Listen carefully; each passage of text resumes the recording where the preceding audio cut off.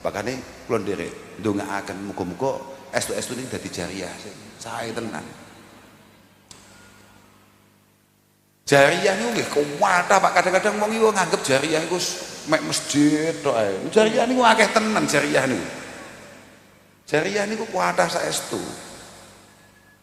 Ngeduk sumur ya jariah cara Syekh Zakaria Al-Ansori. Nggih, hafril abar niku termasuk jariah sing luar biasa. Oh malah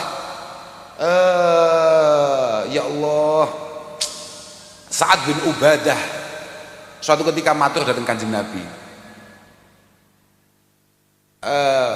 matat ummi afa atasaddaqu anha, ibu saya itu wafat Kanjeng Nabi, mungkin mboten kula niku sedekah atas nama beliau. Naam dawuh Kanjeng Nabi, iya iso. Kemudian beliau matur lagi, ayu sedekah afdal ya Rasulullah, sedekah apa terbaik untuk atau atas nama ibu saya? Jawaban Kanjeng Nabi, sakiyul ma. Nggih betul Pak, sakiyul ma. Sakiyul ma itu napa nggih? Nggih urusan banyu ngoten niku lho. Urusan banyu ngoten niku. Artine memang mungkin kalau di wilayah Arab mboten kados teng wilayah Lumajang atau di wilayah kita nggih. Banyu niku pancen yo aji tenan. Lah awake dhewe niku ora patek ngajeni, jenengan niku ngajeni nek wis gak udan 2 tahun. Baru nembe mikir ya Allah kok gak tau udan ya Allah, panase gak karuan. Tapi lek awake dhewe iki pancen wong sing angel. Kita ini memang kayaknya orang Indonesia itu memang diciptakan oleh Allah Ta'ala dengan desain yang aneh. Panas luar biasa njaluk udan, sekali udan njaluk. Nah, ya kok udan, kadung janjian mek kancaku malah udan. Iki jenenge kamu piye? Malaikat itu lho bingung. Malaikat mentolo no ya pisu tenan lho mesti. Lah mulek kaya awakmu yo. Jalukane gak jelas awakmu. Nggih, adikku. Pak Adik. Jariah itu lek cara Gus Fahim. Nah, cara Mbah Fahim. Jariah yang paling penting untuk menjadi tanggung jawab kita bersama adalah anak-anak kita. Anak-anak kita itu jariah kita. Makanya kan semua kiai mesti selalu mewanti-wanti kita dengan dawuhnya Mbah Kanjeng Nabi sallallahu alaihi wasallam, "Idza mata ibnu Adam in qata anhu amalu illa min salas." Kalau kita meninggal dunia maka 3 hal yang bisa kita harapkan di sana. Yang pertama adalah sedekah jariah. Makanya lek kados Mbah Yai sing dikholi niki pun mesti amane niki. Niki mesti amane sedekah jariah. Lah niki kudune kan kena disewakne didol tapi piye ngono lahane. Lah iki kan wis macet e. Iki Mas Iin kan asline lek bengi ya ngersu lho, iki jane nyapo bae. Lho, asline kan lho. Lah iya to, iki cara kadol ngono sak metere piro ne. Kan wis mikir asline dhek. Tapi wis macet nih, sedekah jariah. Au ilmin yuntafa'u bihi. Berapa banyak jasa yang diberikan oleh para guru-guru kita, oleh para kiai-kiai kita. Mbah Yai Sajat mawon masih mampu menciptakan, ya minimal kan santri saelek-elek santri minimal kaya Rahman kan ya jek salat. Loh. Nek jek wudu, jek salat, semua perilaku baik ini tetap beliau akan mendapatkan transferan pahalanya. Ilmin yuntafa'u bihi. Lho nggih, penting lho niku. Jadi kan ojo kemen-kemen golek guru niku angel tenan.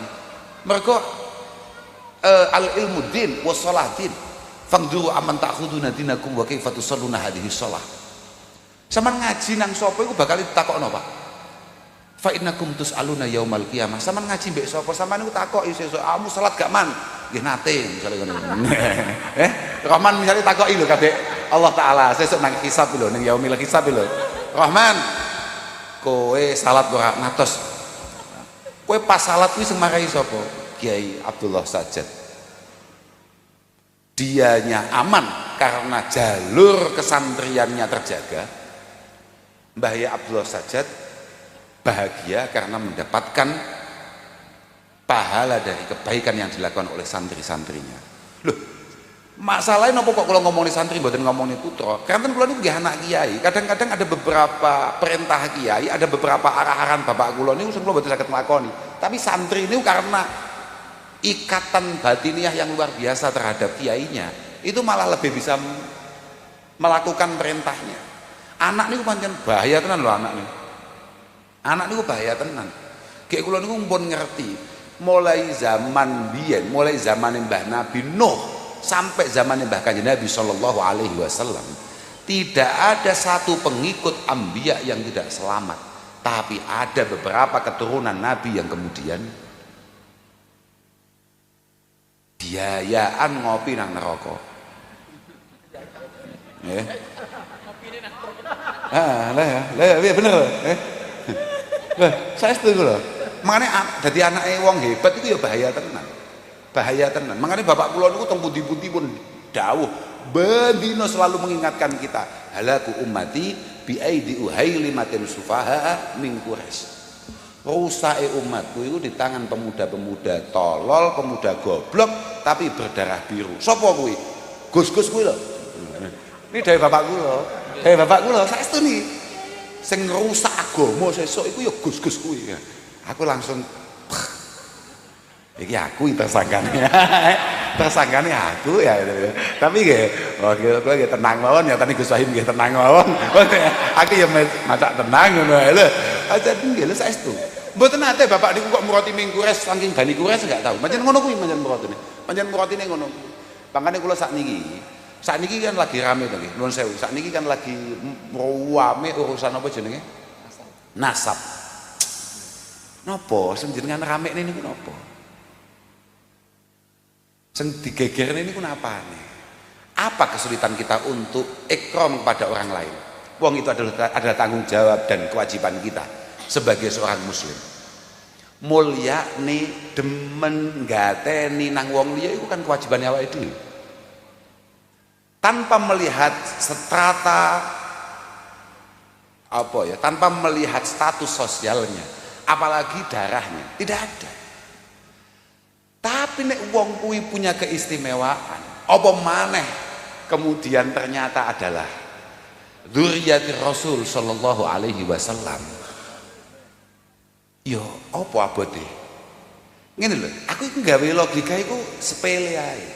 Dawuh Mbah Kanjeng Nabi, tidak ada satupun orang minal awwalin walal akhirin yang tidak kenal dengan Kanjeng Nabi ketika Kanjeng Nabi berjalan fil mahsyar. Semua orang tahu itu adalah Nabiyu akhir zaman, ismuhu Ahmad. Semua tahu. Berarti kan awake dhewe kabeh yo kenal, yo ngerti, oh iku Kanjeng Nabi. Sing paling bahaya kemudian kita tidak mampu untuk menyapanya, atau Kanjeng Nabi tidak mau untuk menyapa kita. Utawa sing luweh ngeri maneh, moro-moro Kanjeng Nabi malah marani awake dhewe terus dawuh, kowe biyen termasuk bocah sing kampanye musuhi putuku ya. Nah, aku jawabnya piye? Sampean badhe jawab nopo? Tanpa melihat itu adalah benar atau tidak. Makanya Kanjeng Nabi niku pun adil-adile wong. Taraktu fikum amrain.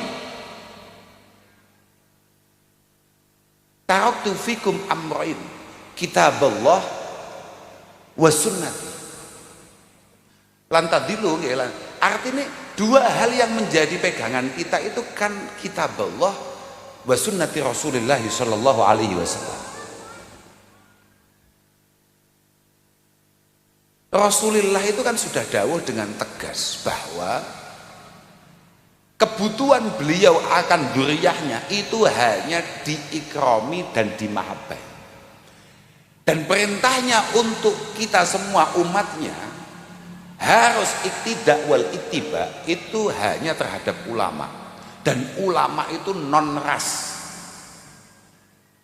Ulama itu non ras.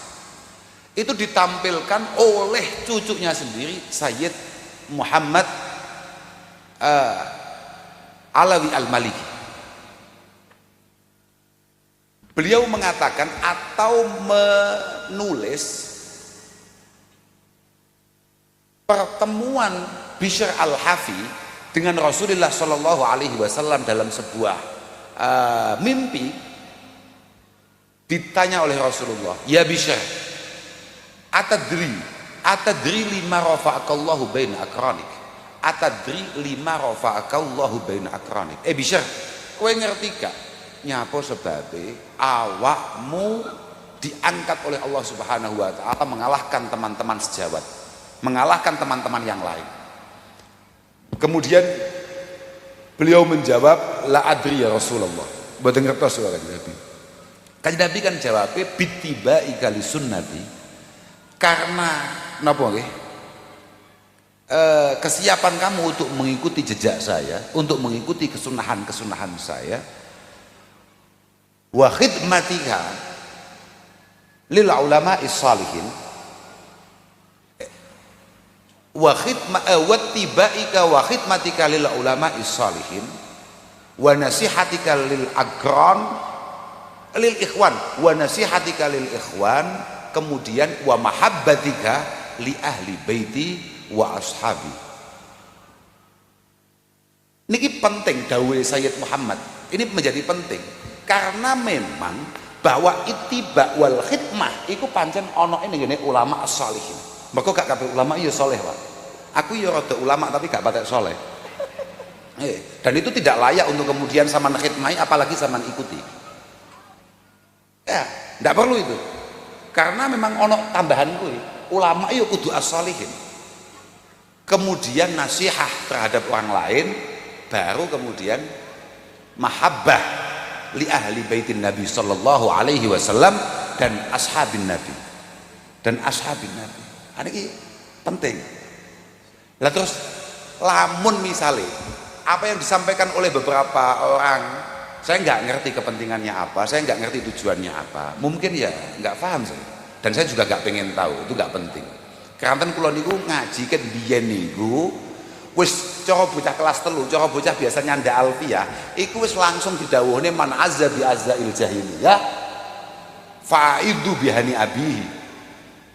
Orang itu jangan membiasakan bangga karena dia menjadi keturunan siapa. Makanya kita tidak pernah bahas itu. Tidak pernah bahas itu. Karena apa hebatnya? Misalnya kados Gus Wahim. Gus Wahim ini kan keturunannya Brawijaya 5. Duh, saestu nih keturunannya Brawijaya 5. Terus saya Gus Wahim, dalam darah saya mengalir Brawijaya 5. Permasalahannya Brawijaya itu dibacok gak apa-apa. Lelek Gus Wahim ketatap watu getien, kesandung terus bundas, kan malah aneh. Artinya beberapa karakter yang dimiliki atau kegagahan-kegagahan yang dimiliki oleh nenek moyang kita tidak nemplek ke kita, terus kemudian kita banggakan, kan itu malah aneh.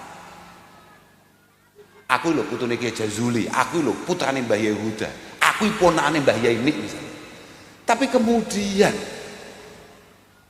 sandaran masyarakat akan beliau tidak bisa kami gantikan, terus untuk apa saya menyampaikan itu? Apa manfaatnya saya ngomong itu? Paham maksud gue? Gue mbahku, lah saya masih ini misalnya. Kayak tadi disampaikan betapa luar biasanya Mbah Yai Abdullah Sajat ngopeni santri. Terus neng dindi masih ngomong, aku ini putrane Yai Sajat, aku ini putrane Yai Abdullah Sajat. Ngomong ngono tapi semua kegiatannya Mbah Yai Abdullah Sajat tidak pernah kemudian ia teruskan. Malah pikirane iku mek mosok abah iku gak ono tinggalan liyane iki ta. Lah.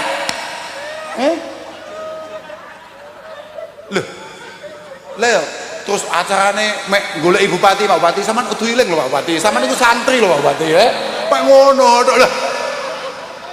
Buat apa kemudian orang tahu kalau dia adalah putranya Ki Abdullah saja? Dan buat apa dia berkampanye kalau dia adalah putranya Ki Abdullah saja? Paham maksud kula jenengan? Makanya kula niku mboten nate. Gus Wahim niku suatu ketika. Lho saestu, niki tenan niki. Lho mumpung enten wong ngene, saestu. Onten tiang tangklet karanten enten meme, ada bukan meme ya, napa namanya? Capturean ngoten lho. Capture itu kayak semacam nopo foto ngoten niku nggih, flyer ngoten niku menampilkan nasabe Mbah Kiai Jazuli sampai dugi Mbah Kanjeng Nabi. Kalian ngerti? Enten kula nih, ada satu alumni kemudian tanya, "Lho saestu niki? teng Semarang ya, teng Semarang. Matur teng Gus Wahim. Niki leres ta Gus. Gawe apa? Malah ngising-ngisini lah ada dadi putune Kanjeng Nabi. Gawe apa? Malah memalukan. Betapa tidak pantasnya orang kayak kita kemudian memiliki darah Rasulullah Shallallahu Alaihi Wasallam. Bayangno lho Pak, Kanjeng Nabi lho Pak, Kanjeng Nabi kuwi Pak, nek sujud iku delamaane iku sampai abuh Pak, sampai abuh. Tapi famatawana wala ta'akhir, sama sekali tidak membuat beliau itu kemudian mengeluh, mengurangi ibadah ubudiyahnya. Kanjeng Nabi Pak, lamun Gus Wahim ternyata putune Kanjeng Nabi tenang gitu. Lah wong bakdiah ya gak tahu lho Pak. Artinya itu kan nggih. Salate bareng kula nggih mboten nate, saya nggih mboten nate. Terus kemudian kita mau bahaya lek sampai itu benar malahan. Kalau itu benar malah bahaya, itu mencoreng. Lah wong awake ngaku putune Kiai Jazuli tok asline ora patek pantes. Bayangkan, kita ini ngaji hanya apa, Pak? Gus Wahim niku ngaos takrib, itu pun ngaji karena terpaksa abai sedo. Bukan karena beliau pengen ngaji. Tidak, abai sedo. Beliau akhirnya menggantikan itu. Lek terus ngaku putune Kiai Jazuli, wajah sabahnya di mana? Kiai Jazuli itu tanpa pembantu, beliau masih sendirian. Mulang teng Al-Falah Ploso itu 17-18 kitab per hari. Per hari 18 kitab, 17, ada yang mengatakan 17, ada yang mengatakan 18. Bahkan tapi ada yang mengatakan 14. Katakan 14 ya. 14 kitab Pak, mulai songko Fathul Qorib, Fathul Mu'in, Fathul Wahab, Ihya, Hikam, Tafsir Jalalain, Bukhari, Muslim, Tafsir Munir. Beliau baca semua setiap hari, tidak pernah libur. Bahkan Kiai Jazuli ini diundang tanggane tok mawon mboten rawuh. Mboten rawuh karena tidak mau meninggalkan ngaji. Terus mau Gus Wahim pidato, saya sebagai cucunya Kiai Jazuli, bahaya gimana? Tenan, lek iso wong gak ngerti nek awake dhewe putune Kiai Jazuli. Apa meneh mau undakne pol. Lagi mau lho, tekan Brawijaya tok wis lucu tenan kuwi. Wis lucu. Brawijaya menguasai tanah Nusantara. Awake dhewe nyalon lurah ning Ploso gak mesti dadi. Ya artinya begini bahwa Islam, bahwa kitab-kitab kita, sunnah an-nabawiyah kita, Quran kita itu selalu menuntut kita menjadi pribadi yang luar biasa. Kita diperbolehkan membahas nenek moyang kita dalam rangka untuk memastikan kita siap untuk memantaskan diri, gak terlalu adoh kambek mbah-mbah awake dhewe. Bukan untuk bangga-banggaan. Tapi bagi kita selalu kula aturaken di awal, angele apa kanggo awake dhewe ikram. Ikram ya sekedar ikram lho Pak. Jangankan beliau itu kiai, habaib, gus, tapak guru, ustad, kepada siapapun kita ini harus ikram. Kudu mulyakno, kudu ngurmati. Oh usah dadak sampean kan ngeten iki bahaya Pak. Bahaya.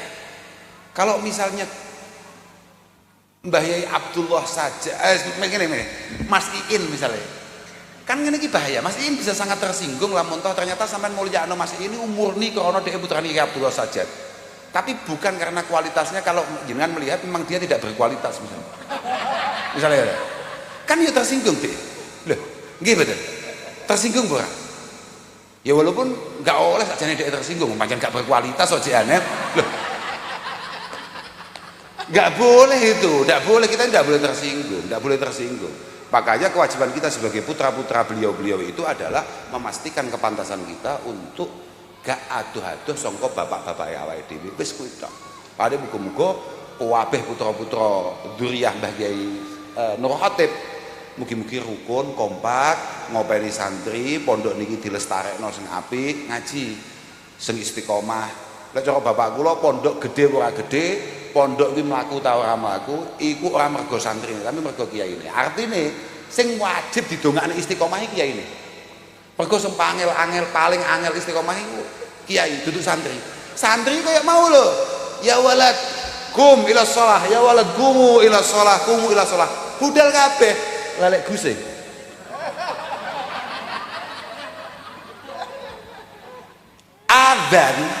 Adzan neng, iku nek guse mentolo jajal patenono to. Nek guse lho yakin suwi men adzan niku kon. Lho tenan. Lho yakin ngono kuwi. Pancen Gus pancen bener bapakku kok. Gus iku dus lho. Cara bapakku Gus-gus iku dus-dus lho. Cara bapakku lho ngoten niku. Makane Gus-gus niku apike nek wayah yaumin nahar. Apa jenenge idin nahar iku apike aja ngetok. Lek ngetok iso tenan. Iso dikatut tenan. Sing apik Gus-gus iki ndelik ae tenan. Lek ora iso dibeleh tenan. Lha yakin Gus-gus iku korban yo gak tau. Lah kakak kabari penyakitnya Gus-gus wong aku ya Gus kecilik dadi aku ya roh ya guayane nek wayah arep belehan ngono toko nguarep dhewe tapi kuwi sing korban santri-santri tangga-tangga masyarakat Guse mek nyawang tok iki kok aku anune lho ya sempole aku lho ya ya padha dituruti mangkane halaku umati ya mergo ngono kuwi ya rusake umat ya mergo ngono kuwi gak dituruti ya wong wedi kualat. Pancen Gusti susu kaya kucing malat ini. Pun lah, muga-muga awake dhewe kabeh iso istiqomah. Istiqomah, iso istiqomah ing dalem ibadah awake dhewe, khidmah awake dhewe, ngaji awake dhewe, ngaji, santri kudu ngaji. Mulih masih bakul rongsokan kaya Rahman ngono kae. Kowe nek ora pengen dadi rongsokan ning ngarsane Allah Subhanahu wa taala, kowe kudu tetep ngaji. Tetep ngaji. Artinya beberapa kegiatan-kegiatan ngaji, khususnya kayak ngaji kitab lho Mas Lulu, kowe kudu teko. Aja duwe gaya, kula sakniki ora repot ya Gus Peh. Sakniki kula malah buka warung barang. Wah. Kowe sesuk mesti nangis golek Gus Fahim nalika warungmu mulai kapatek payu. Lah tenan Lah nangis tenan kowe. Aja lho. Kowe gak usah mikir nemen-nemen mbek warungmu. Kowe ora usah mikir nemen-nemen mbek donyamu. Saiki pokoknya mau toto dalam rangka tolabil halal, mau toto. Tapi nek wayang ngaji barokah, yakin, udah mantep barokah. Nek barokah cukup, mergo kowe cukup ini penting. Supaya nek aku rene terus moro-moro aku butuh mangan, awakmu ya siap. Lah lek kowe engko melas, gara-gara kowe gak tau ngaji terus rezekimu gak patek barokah. Aku nek rene golek rokok tok, kowe wis panik. Lah wah bahaya tenan. Muga-muga rezekimu barokah. Carane barokah, aja ninggal ngaji. Alumni manapun, santri manapun sekali berani-berani meninggalkan tugasnya, tugas utamanya rupane ngaji. Pun to, angel wis uripe. Kak jamin, angel. Pokok wani-wani ora menyiapkan waktunya untuk khidmah, mesti bulet. Mesti penak nunggu gak penak. Sampeyan kok saiki dilalah sampai Allah Subhanahu wa taala diparingi penak. Misalnya saiki kok bupati misalnya ngono ya. Misalnya. Aku yo lha gak mengkene sandingi Pak Wati ora, tapi yo ana lho ngomong santri dadi bupati mbuh piye ceritane. Kok iso kelas santri ngapusi wong sak kabupaten. Tapi lek gak nyekel kitab, artinya gak nyandak kitab bahaya Pak. Kitab iki barokah tenan. Mane cara bapak kula kitab iki demek metu duwite. Kitab iki demek metu duwite. Artinya apa? Nyambut gawemu gak sepiro, tapi insyaallah barokah. Muga-muga awake dhewe uripe kabeh barokah. Matur mawon saged kula aturaken ngapunten ingkang agung. Akhiran wal afu minkum. Wassalamualaikum warahmatullahi wabarakatuh.